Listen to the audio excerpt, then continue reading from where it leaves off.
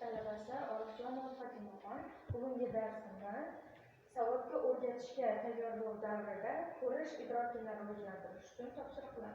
Birinchi bo'lib, ko'rish idrokining ahamiyati haqida gapirib o'tayotgan bo'lsak, savodga o'rgatishning boshlang'ich bosqichlarida ko'rish idroki juda ham muhim sanaladi, chunki bu ta'lim sifatining asosiy qismini tashkil etadi. Harflarni tanish, shakllarni farqlash, so'zlarni joylashuvi barchasi vizual idrokka tayanadi.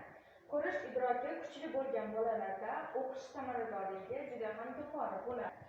Ko'rish differensiatsiyasi shakl, rang, o'lchovlarni farqlashni o'z ichiga oladi. Ko'rish tahlil sintezi umumiy qismni, umumiydan qismni, qismdan umumiy obrazni topishni o'z ichiga oladi. Fazoviy tasavvur chap o'ngni ajratish, ostida, ustida, oldida, orqasida tushunchalarni farqlashni o'z ichiga oladi. Ko'rish xotirasi ko'rgan belgilarni eslab qolish va qayta tanish xususiyatlarini o'z ichiga oladi. Ko'rish idrokini rivojlantirish oddiydan murakkabga, katta shakllardan kichik shakllarga o'tish, real predmetlardan grafik obrazlarga o'tish, qiziqarli o'yinlar yordamida ta'limni yengillashtirish kabi tamoyillarni o'z ichiga oladi.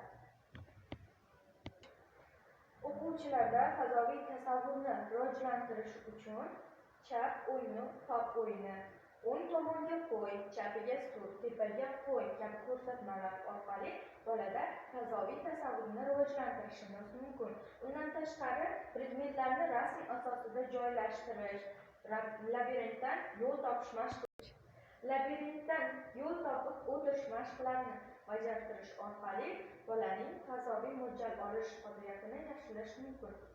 Ko'rish, tahlil va sintezga oid topshiriqlar. Birinchi bo'lib, bo'linib qo'yilgan rasm qismlarini birlashtirish.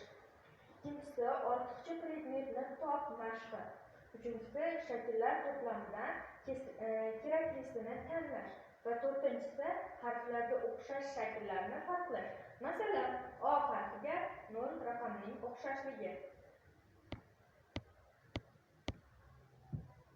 Ko'rish xotirasini rivojlantirish mashqlari quyidagilarni o'z ichiga oladi.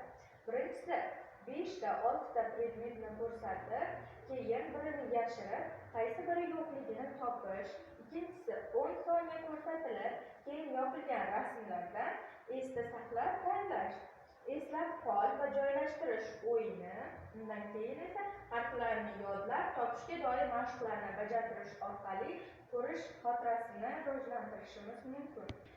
Harf shaklini idrok etishga oid topshiriqlar quyidagilarni o'z ichiga oladi. Birinchisi, harflar konturini havo ichida chizish.